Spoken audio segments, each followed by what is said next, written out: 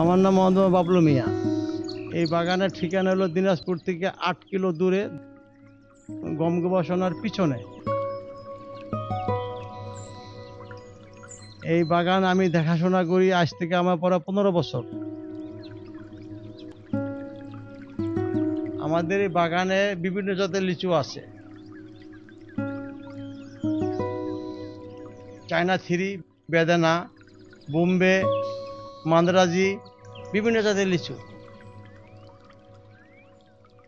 আমরা এই গাছ লিচু ভাঙ্গার পরে সার দেই, রিং করে সার দেই। আবার যখন আপনার গাছটা মুকুর আসার পরে গুড়ি আসে, তখন আমরা রিং করে আবার সার দেই। গাছের মধ্যে পোকামাকড় আমরা হাত দিয়ে পরিষ্কার করি। কীটনাশক আমরা ওইভাবে ব্যবহার করি না, আমরা যা কিছু ব্যবহার করি গাছের গোড়ায় ব্যবহার করি।